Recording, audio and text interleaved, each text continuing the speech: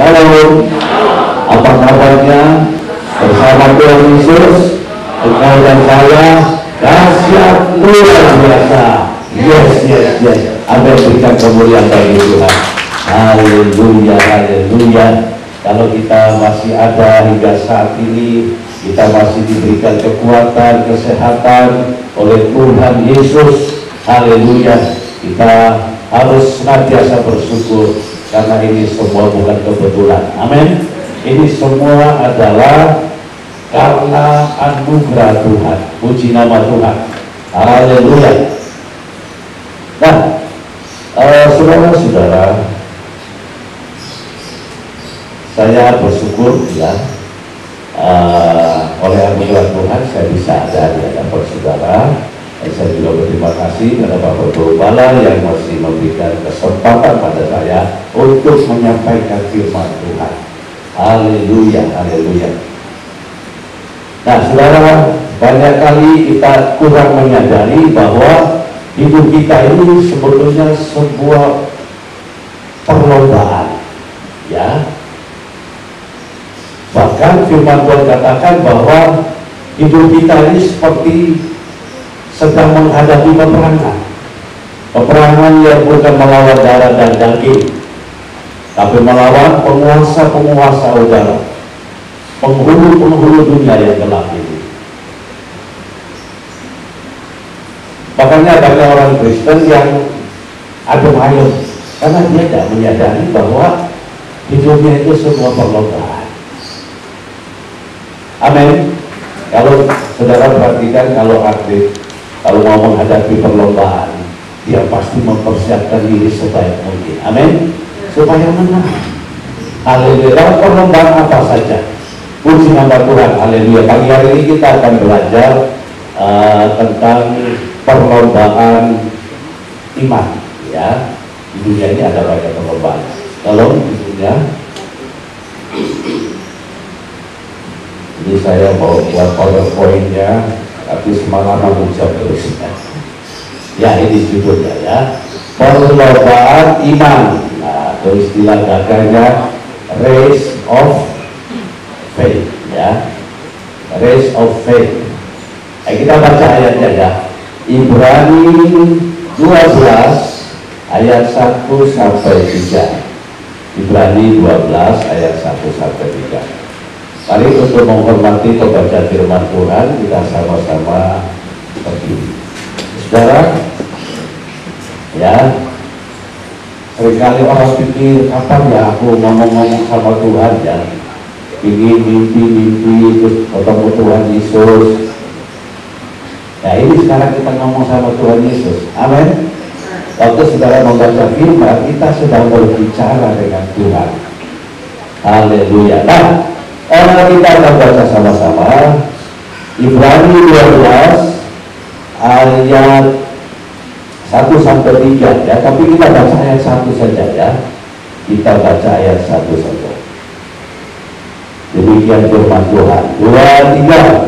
Karena kita mempunyai banyak saksi bagaikan Allah yang melindungi kita, marilah kita menanggalkan semua beban dan dosa yang begitu merintangi kita, dan berlomba dengan tekun dalam perlombaan yang diwajibkan bagi kita. Amin. Puji Tuhan.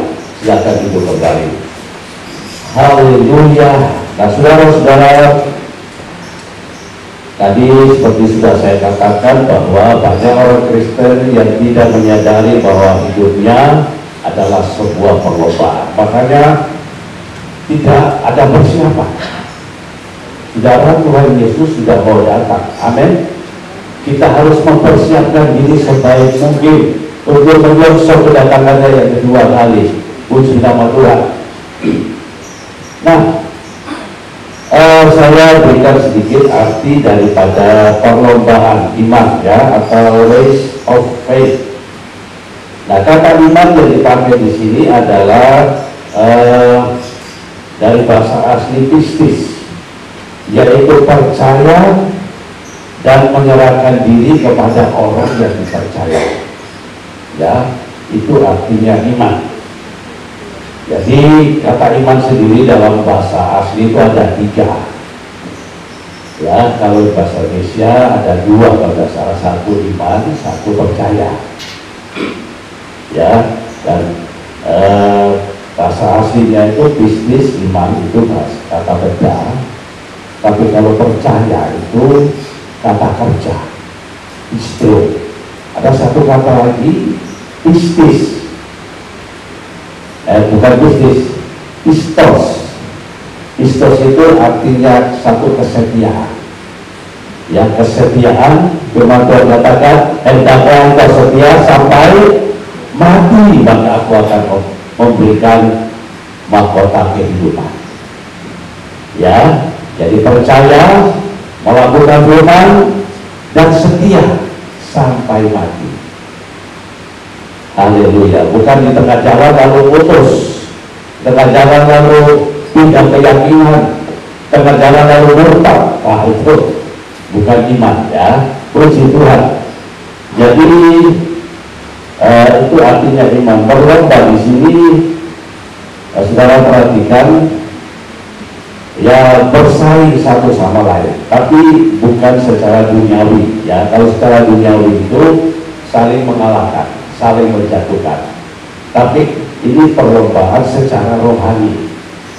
Ya, jadi artinya kita ini harus betul-betul sungguh-sungguh ikut Tuhan, sungguh-sungguh percaya Tuhan, supaya kita lebih dekat pada Tuhan. Amin. Ya, lagu Pentakosta dulu berkata apa? Lebih dekat padamu, itulah mohonanku, tiap hari sertaku. Oh Tuhan, tolong padaku. Ya, jadi itu kerinduan kita. Jadi kita ini semua harus berlomba, bukan banyak yang kecewa. Saya yakin semua orang berlomba itu tujuannya untuk menang. Karena firman Tuhan sudah berjanji bahwa kita ini lebih dari pemenang. Amin. Haleluya. Dalam segala perkara, puji nama Tuhan. Nah, saudara-saudara, jadi lomba ini dari bahasa aslinya treko. Saudara tahu ada istilah trek-trekan, ya. Itu seperti orang balap. Jadi itu bukan perlombaan yang santai-santai, tapi perlombaan yang sungguh-sungguh. Saudara mungkin sering nonton balapan, ya, tahu Valentino Rossi, ya, dan lain-lain sebagainya itu. Wah, itu betul-betul totolan nyawa, saudara. Berani mati. Amin. Haleluya. Itu yang dimaksud, ya. Jadi bukan sekedar perlombaan yang santai-santai, yang biasa-biasa, ya. Puji Tuhan. Nah, mari kita di sini dikatakan bahwa yang pertama ya, bagaimana kita bisa menjadi pemenang dalam perlombaan. Yang pertama ayat 1 bagian A, ya, dari Ibrani 12 ini, ya. Nah, saudara, surat Ibrani ditulis oleh Rasul Paulus, ya. Ibrani itu artinya bangsa keturunan Abraham. Ya, jadi Abraham, Ibrahim itu jadi Ibrani. Nah, ini sekedar pendahuluan. Jadi sebetulnya yang menjadi keturunan Abraham itu bukan cuma bangsa Israel. Orang Arab itu keturunan Abraham. Amin. Amin. Ya, malah dia lebih tua. Karena Ismail itu lebih tua dari Ishak. Jadi dan banyak bangsa di dunia ini yang keturunan Abraham. Makanya kita semua nanti diselamatkan. Amin. Puji Tuhan. Nah, jadi cuma istilah Ibrani ini memang hanya dipakai khusus untuk orang Israel, bukan Yahudi, ya. Yahudi itu kemudian jadi bangsa sendiri. Tapi kalau Ibrani itu berarti mencakup seluruh, ya, 12 suku bangsa Israel. Jadi itu semua. Tapi kalau Yahudi itu cuma 2 suku, Yehuda sama Benyamin, ya. Haleluya. Jadi surat Ibrani ini memang ditujukan untuk orang-orang Israel yang pada waktu itu sudah merantau ke seluruh Eropa, Asia, Afrika, bahkan sampai di timur jauh, ya, pada 2000 tahun lalu. Puji nama Tuhan. Mungkin sebagian sudah sampai juga di Indonesia. Nah, saudara-saudara, itu pendahuluannya, ya. Kita masuk bagaimana kita menjadi pemenang dalam perlombaan itu. Saudara, perhatikan kata lomba di sini, ya, dalam bahasa Inggris itu disebut lari. Run itu lari. Jadi ini ada hubungannya dengan perlombaan lari, ya, lari cepat. Saya ini suka nonton Olimpiade, lihat pelari, ya. Saya masih hafal pencetak rekor tercepat itu namanya Ben Johnson, itu 9 detik lari 100 meter, ya. Lalu Kamleris dan sebagainya. Jadi ini ada hubungannya dengan lari, ya, lari, bukan melarikan diri, ya, tapi lari berlomba, ya, puji Tuhan, haleluya. Nah, saudara-saudara, jadi yang pertama di sini dikatakan karena kita mempunyai banyak saksi, ya, saksi. Kenapa kita harus berlomba? Ya, jadi supaya menang kita harus meneladani saksi-saksi. Ibrani 12 ini ada hubungan dengan Ibrani 11, ya, tidak bisa dilepaskan.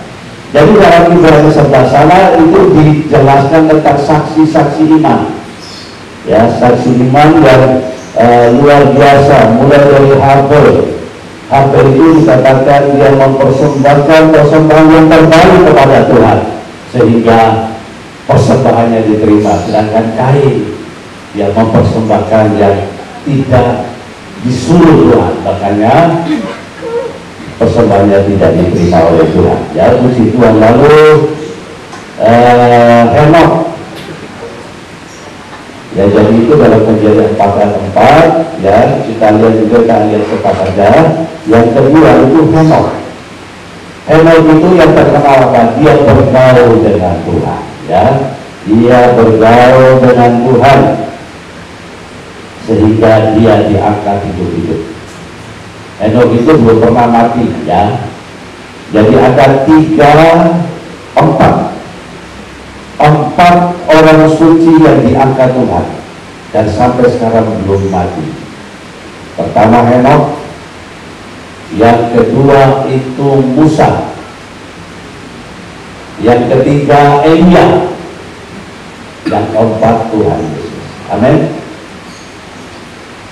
Sebelum Tuhan Yesus datang, Elia dan Musa itu akan datang lebih dulu. Kalau Tuhan Yesus ya otomatis ya Tuhan. Tapi yang tiga, Henok, Elia dan Musa ini belum pernah mati. Mereka diangkat hidup-hidup ke surga. Dan nanti di akhir zaman akan turun. Tapi Henoknya dahulu, Elia sama Musa saja. Mereka ini adalah saksi-saksi iman, ya, yang luar biasa. Jadi kemudian Nur dalam Kejadian 6 ayat 9, ya, Ibrani 11 ayat 7 dikatakan Nur itu bergaul dengan Allah. Nur itu orang yang benar, dia tidak bercela, tidak berjahat, dia hidup kudus. Nah, kita meneladani hidup mereka. Mereka ini adalah pemenang-pemenang. Amin. Ya, mereka ini pemenang. Dikatakan seperti awan, itu artinya saksi iman itu banyak, ya. Perjanjian lama ada begitu banyak nabi yang menjadi saksi iman bagi kita. Lalu kemudian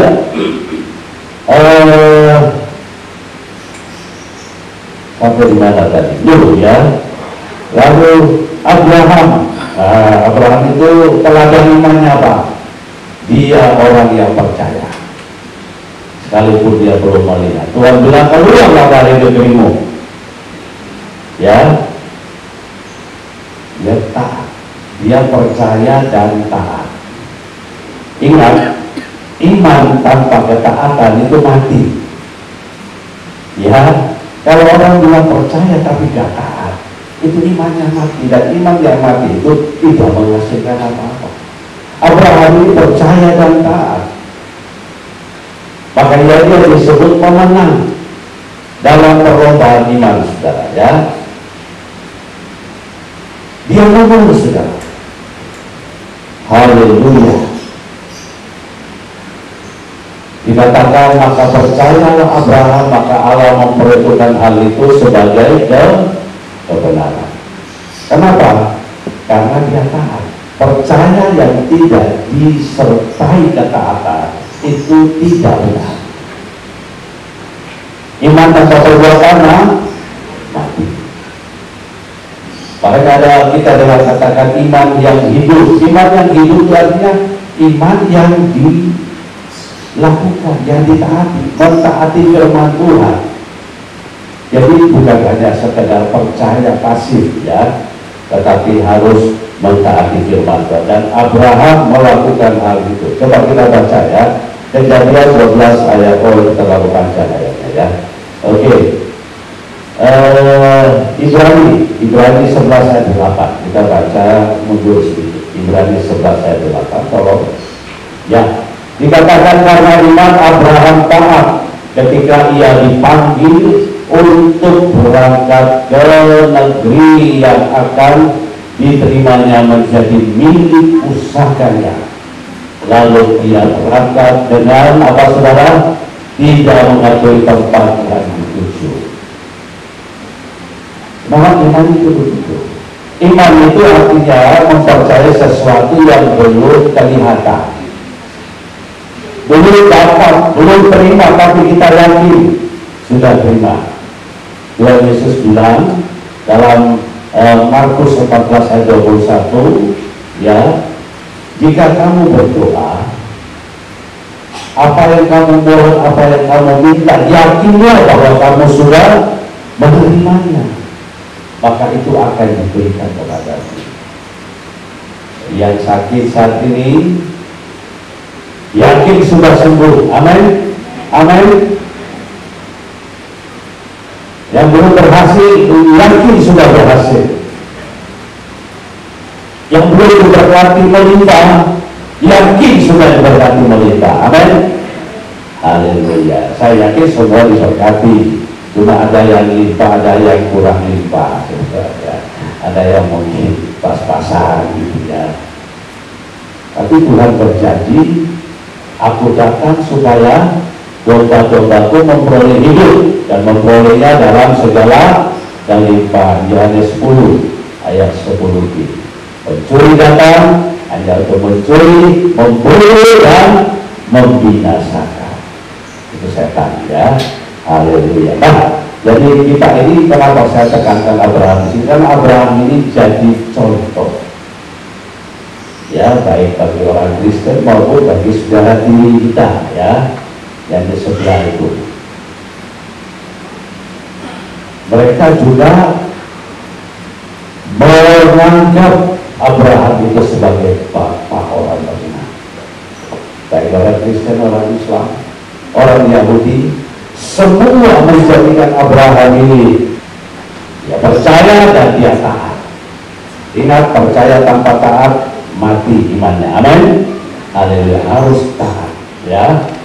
Dan ketaatan Abraham yang paling puncak itu apa, saudara? Mempersembahkan Ishak.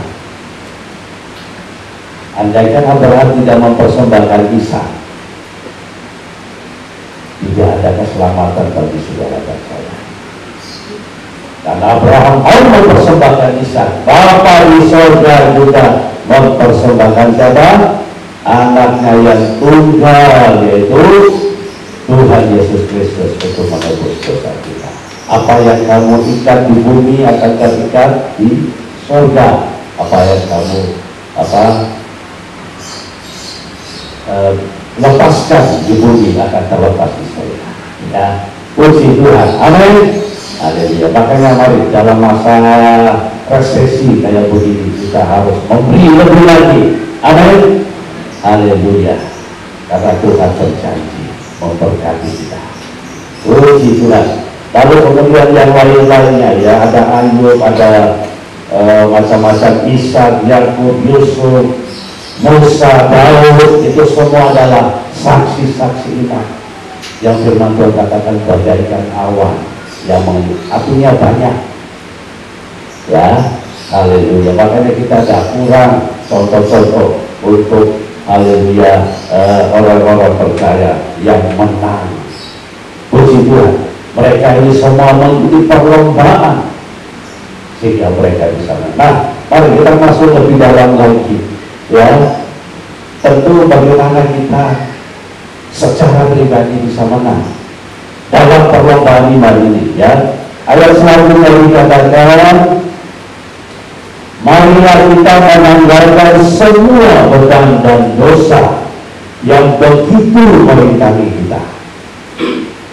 Mari kita menanggalkan artinya melepaskan, membuat jauh-jauh segala beban dan dosa. Ya, jadi mari saudara-saudara, banyak ya beban-beban yang merintangi iman kita sehingga iman kita itu tidak bisa bertumbuh. Contohnya apa saudara? Takut ya. Dalam masa pandemi ini ya, jadi kita belum tahu kapan berakhir. Kita tidak boleh takut, sebab ketakutan itu menurunkan imunisasi tubuh. Imun kita, daya tahan tubuh itu akan turun. Jadi jangan sampai, bahkan firman Tuhan itu berulang-ulang kali mengingatkan kita jangan takut. Amin. Aku menyertai engkau sampai kesudahan alam. Aku sekali-kali tidak pernah meninggalkan engkau. Tapi, ini ada tapinya ya. Jangan takut, tapi juga jangan sembrono. Amin. Harus hati-hati. Bapak-bapak sudah sering ingatkan, hati-hati, berjaga-jaga, ikuti protokol kesehatan. Dulu 3M, sekarang 5M ya. Mencuci tangan, menjaga jarak, apalagi pakai masker, memakai masker. Itu yang secara jasmani ya. Jadi mari jangan takut, tapi juga jangan sembrono. Harus hati-hati, harus waspada, harus jaga diri ya. Puji nama Tuhan, makan yang bergizi, bukan makan aja. Sebab virus itu hanya bisa hingga pada yang pertama itu adalah kekebalan tubuh. Masker dan lain sebagainya itu hanya pelengkap, tapi daya tahan tubuh utama itu adalah makan yang bergizi, istirahat yang cukup. Amin. Amin. Makan ini nggak bergizi, daya tahan tubuhnya kurang ya. Kadang-kadang kita orang Indonesia ini umumnya ya, falsafah makan kita keliru. Kita ini makan untuk kenyang, untuk enak. Kalau orang luar lain untuk sehat. Amin. Jadi sekalipun makanan tidak enak dimakan sama dia, karena dia yang dipentingkan bukan enaknya, bukan kenyangnya, tapi sehatnya. Amin. Ya, kalau kita lain, kita makan, kita yang cari utama enak, kedua kenyang, tak peduli makanan yang nggak sehat, tak peduli. Ya, ini kita harus baca lagi kita ya. Haleluya. Saya lihat orang barat itu sudah ya, saya ini pernah layani di waktu masih sekolah itu dosen-dosen dari Kanada ya, dari orang bule. Itu pagi kalau mereka makan itu cuma roti bakar ya, roti tawar itu dibakar, dikasih daging sedikit ya, kayak hamburger tapi lebih tipis dari hamburger, sama minum susu itu top. Tapi awan gede-gede ya kan. Kalau kita nggak ngasih bungkus 2 bungkus, tidak waras kan. Itu sudah makannya akhir tapi udah sehat ya. Nah, ini logo ini makannya sedikit tapi sehat karena dia makan makanan yang bergizi. Amin. Haleluya. Dia nggak perlu kenyang, nggak perlu enak ya. Kamu orang Jepang itu juga ya, makan setengah matang pun tidak apa-apa karena dia tahu itu bergizi ya. Puji Tuhan. Haleluya. Jadi Jadi kita harus hati-hati. Banyak sekarang orang yang terpapar ya, dokter sudah 100 lebih malah yang meninggal. Suster nggak tahu berapa, ya perawat nggak tahu berapa. Jadi ingat, tidak ada yang kebal. Tapi jangan takut. Amin. Tuhan menyertai, Tuhan melindungi. Puji nama Tuhan. Haleluya. Yang kedua itu khawatir. Khawatir ini adik takut. Ya, kurang lebih sama ya. Biasa dikatakan orang, apa yang kamu makan, minum, pakai. Sekarang ini banyak PHK di mana-mana, perasaan banyak yang drop. Ya, bahkan ada yang tutup. Tapi jangan takut. Apa yang kamu makan, minum, pakai. Orang Israel 40 tahun pada gurun, tidak bekerja, tapi diberi makan oleh Tuhan. Amin. Tapi jangan bilang kalau gitu aku nganggur aja kerja. Ya, itu lain konteksnya ya. Tapi yang saya maksudkan dalam hal ini adalah iman kita. Ya.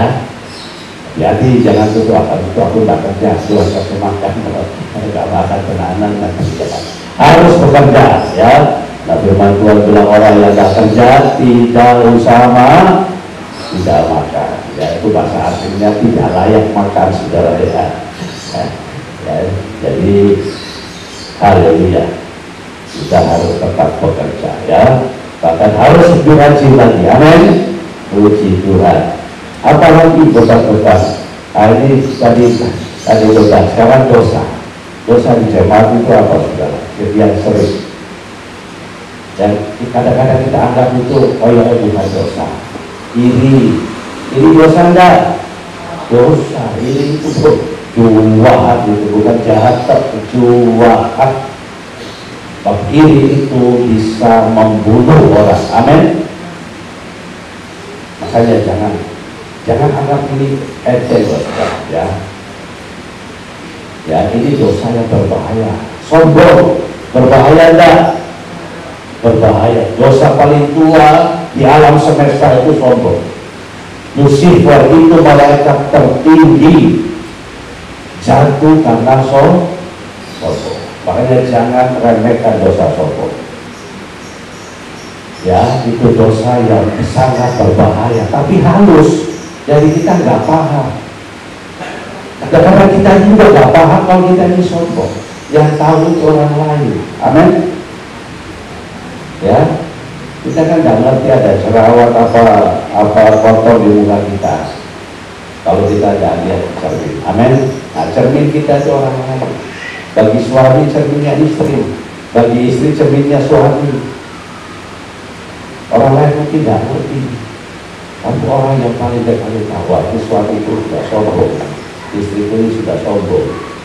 Sombong itu apa? Merasa diri lebih dari orang lain. Sombong sama itu hampir sama. Iri itu nggak senang lihat orang lebih dari dirinya. Kalau sombong nggak senang apa? Merasa diri lebih dari orang lain. Sama aja kalau digabung-gabungkan itu ya. Jadi mari kita harus hati-hati. Ini dosa-dosa rohani, apalagi dendam. Loh, dendam ini banyak orang Kristen yang kepahitan. Saya biasa ikut acara KKR ya. KKR. Jadi ada pelepasan. Orang itu dirasuk setan karena ada dendam. Ada istri yang dendam sama suami sampai bertahun-tahun, bahkan berpuluh-tahun. Ada suami yang dendam sama istri sampai bertahun-tahun. Ada orang tua dendam sama anak. Ada anak dendam sama orang tua. Dan ini di gereja, saudara. Ya, saya beberapa kali ikut acara melayani di acara retreat remaja ya, kaum muda. Dan saya tahu. Saya tanya, Mas ada apa? Beliau ada apa? Dia cerita, dia punya dendam. Hati-hati. Dendam itu apa? Dendam itu menyimpan kesalahan orang, sakit hati dengan orang lain. Dosa itu adalah pintu masuk. Makanya kita harus hati-hati. Buang semua katakan di sini, ya.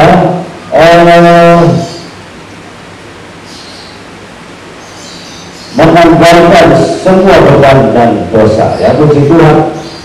Kemudian berhala, saudara ya, saya singgung sih. Saudara, berhala itu, saudara, tanpa kita sadari, kita semua harus bertobat, termasuk saya ya. Saya tidak sok benar di sini. Berhala itu ialah sesuatu yang kita cintai, yang kita utamakan, yang kita senangi melebihi Tuhan. Itu bisa, kalau dulu berhala kuno, berhala purbakala, itu patung-patung. Tapi berhala modern itu bisa hobi macam-macam. Apa yang kau senangi melebihi Tuhan tanpa engkau sadari. Kalau kau nonton TV 2 jam, 25 menit sudah gatal pantatnya, nah ini berarti TV jadi berhala. Main gadget berjam-jam tapi ibadahnya malas, handphone dan jadi berhala. Dan justru ini umumnya sekarang ini berhalanya namanya smartphone. Coba berapa banyak waktu yang kita gunakan untuk smartphone, main WA, Facebook segala macam, dibandingkan dengan waktu kita ibadah atau waktu kita berdoa baca firman. Ya, introspeksi diri sendiri, termasuk saya juga introspeksi diri. Kita semua harus mengoreksi diri. Sekarang ini berhala yang paling saudara tahu, iblis sekarang itu ternyata masuk melalui situs-situs. Saudara perhatikan kebaktian pelepasan yang dilayani oleh pendeta Bibi Yosua. Itu banyak orang yang kerasukan internet. Jadi setan itu merasuk melalui internet. Semua simbol situs dalam internet itu adalah simbol Illuminati. Ya, entah itu Facebook, entah itu Google, semua itu simbol Illuminati. Itu adalah organisasi yang menyembah setan. Memang orang dunia itu lebih pintar ya dari anak Tuhan. Itu sudah Tuhan Yesus sendiri katakan. Mereka menciptakan, bukan berarti tidak boleh pakai, boleh. Banyak situs-situs rohani. Kalau mau buka, lihat, dengar khotbah, dengar kesaksian, mantap. Amin. Tapi kalau cuma hiburan-hiburan, K-pop, segala macam ya, artis-artis itu kebanyakan masuk artis. Saya kebetulan ngerti simbol-simbol yang mereka pakai. Kenapa artis Korea itu laris beberapa tahun belakangan? Karena simbol-simbol yang mereka pakai, simbol-simbol Illuminati, segitiga mata satu, salib terbalik, ya, dan lain-lain sebagainya. Saudara perhatikan di videonya, itu pasti ada simbol-simbol seperti itu, ya, dimasukkan. Dan artis-artis Korea itu umumnya mati bunuh diri, karena mereka ada kontrak darah untuk popularitasnya. Kebanyakan itu mati bunuh diri. Kita tahu Michael Jackson dan sebagainya. Itu kita harus waspada ya, karena masuk itu tanpa kita sadari. Puji Tuhan. Dan lain-lain sebagainya. Dan yang terakhir, percabulan yang marak sekarang itu namanya LGBT ya, lesbian, homoseks.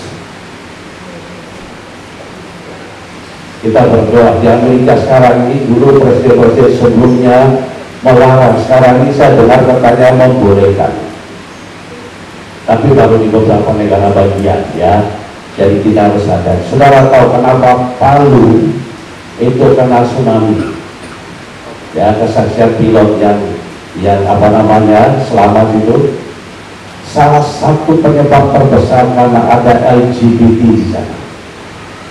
Sudah 10 tahun terakhir ini ada laki kawin sama laki, perempuan kawin sama perempuan. Ini adalah dosa Sodom dan Gomora. Sudah dilaporkan di polisi, dibiarkan. Dilaporkan ke tokoh-tokoh agama, dibiarkan. Katanya tidak ada buktinya. Akhirnya Tuhan murka, tsunami datang. Terakhir mau ulang tahun Kota Palu itu ada acara namanya Tari Telajar. Saya lama di Sulawesi Selatan. Kalau Selatan disebut Jangkran Pulau, itu Tari Pelajar. Itu acara itu belum dilarang, tapi akhirnya ini diizinkan lagi. Acaranya mau dimulai 5:30, 5:30 tsunami datang. Ya, dosa Sodom dan Gomora. Hati-hati, kita bersyukur Surabaya ini diberkati Tuhan, ini Tuhan. Amin. Karena ada banyak orang Kristen, anak-anak Tuhan yang sudah berdoa untuk kota Surabaya, ya. Puji nama Tuhan. Haleluya. Nah, yang terakhir, yang ketiga, ya. Yang ketiga, ayat 2 dan 3. Ayat 2 dan 3. Coba kita baca, kalau kita ambilkan. Ya, kita baca sama-sama. 2, 3. Marilah kita melakukannya dengan mata yang tertuju kepada Yesus yang memimpin kita dalam iman dan yang membawa iman kita itu kepada kesempurnaan, yang dengan tekun, dengan apa? Mengabaikan kehinaan, tekun, memikul salib bagi Dia yang sekarang duduk di sebelah kanan tahta Allah. Ya, puji Tuhan. Artinya apa, saudara? Kalau mau menjadi pemenang, kita harus memusatkan hati dan pikiran kita hanya kepada Tuhan Yesus. Amin. Haleluya. Pelari itu kalau mau menang, dia harus fokus pada tujuan. Dia tidak peduli apa yang ada di sekitarnya. Amin. Dia berlari sekuat tenaga supaya dia bisa mencapai garis akhir dengan sukses, ya. Puji Tuhan. Demikian juga dengan kita. Kalau kita mau menang, maka mata kita hanya tertuju kepada Tuhan Yesus. Amin. Pandang terus padanya, jangan menoleh jalanmu, jangan pandang salah orang lain, pandang saja Yesus. Seringkali kita nggak menang-menang karena apa? Sudah memandang salah orang, salah diri. Dipandang nggak? Pura-pura nggak tahu. Lihat kesalahan orang, kekurangan orang, terus kecewa, sakit hati. Nah, ini yang banyak keliru di situ, ya. Pandang saja Yesus. Amin. Manusia bisa mengecewakan siapapun juga, mau suami, mau istri, mau anak, mau mertua, mau mantu, mau teman, siapa saja bisa mengecewakan kita. Amin. Tapi Yesus tidak pernah mengecewakan kita. Amin. Kita selalu